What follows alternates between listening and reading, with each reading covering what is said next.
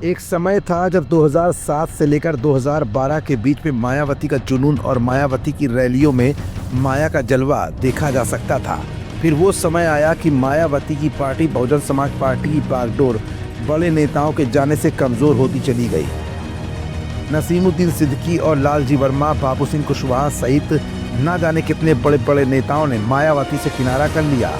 आलम यह हुआ कि लोकसभा चुनाव 2024 तक मायावती की पार्टी का वजूद ही खतरे में आता गया। यही नहीं, अस्तित्व की लड़ाई लड़ रही माया के लिए उपचुनाव ने मानो आग में घी का काम कर दिया हो। आलम यह हुआ कि विधानसभा उपचुनाव होने के बाद मायावती आखिर क्यों और किस राजनीति से संन्यास लेना चाहती है। मायावती का मन क्यों राजनीति से उचट गया है और ऐसे क्या कारण है जिसकी वजह से मायावती का वोट बैंक दिन ब दिन कम होता जा रहा है। मायावती को भीतर घात पहुंचाने वाला कौन सा वो बड़ा नेता है जिसने मायावती या यूं कहे कि बहुजन समाज पार्टी को ही कोमा में लाकर खड़ा कर दिया है। ये कुछ ऐसे सवाल हैं जिनका जवाब आज की इस रिपोर्ट में हम आपको दिखाएंगे भी और बताएंगे भी। दरअसल अब बहुजन समाज पार्टी के जनाधार कम हो जाने की असली वजह भी सामने आने लगी है।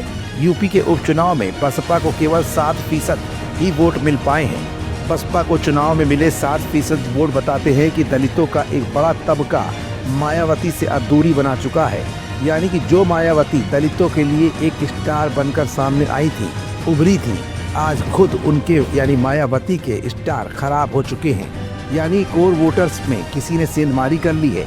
ये सेंधमारी किसी और ने नहीं बल्कि पश्चिमी उत्तर प्रदेश में मायावती के वोट बैंक का बड़ा हिस्सा नगीना से सांसद चंद्रशेखर आज़ाद रावण की ओर खिसकता नजर आने लगा है। वहीं भाजपा भी अपने दलित वोट बैंक को दोबारा हासिल करती हुई नजर आ रही है। हर चुनाव में बहुजन समाज पार्टी का गिरता ग्राफ ये दर्शा रहा है कि पार्टी का अस्तित्व ही खतरे में आ चुका है।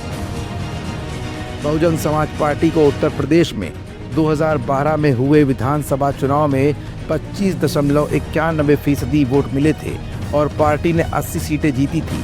साल 2017 में 22.23% वोट मिले थे। साल 2019 के लोकसभा चुनाव में बहुजन समाज पार्टी ने सपा के साथ गठबंधन किया था और अकेले 10 सीटें हासिल करने में कामयाब हुई थी।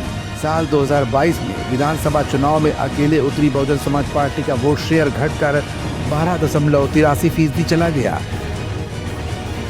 कमोबेश इस उपचुनाव के बाद मायावती ने ये तो ऐलान कर दिया कि बसपा कभी उपचुनाव नहीं लड़ेगी क्योंकि पार्टी को चुनावी धांधलियों से बहुत नुकसान हुआ है। फिलहाल मायावती भले ही दूसरे लोगों पर आरोप लगा रही हों, शासन प्रशासन पर धांधलियों के आरोप लग रहे हों, लेकिन इस समय मायावती की पार्टी यानी बहुजन समाज पार्टी से दलित वोटर्स का दूर जाना कहीं न कहीं जहां एक तरफ बहुजन समाज पार्टी के लिए अस्तित्व का खतरा बन गया है, तो वहीं 2027 तक मायावती ने बसपा की राजनीति में अगर बड़े फेरबदल नहीं किए तो वो दिन दूर नहीं जब बसपा का वजूद न सिर्फ खतरे में होगा बल्कि राजनीति के नक्शे से भी गायब हो सकता है।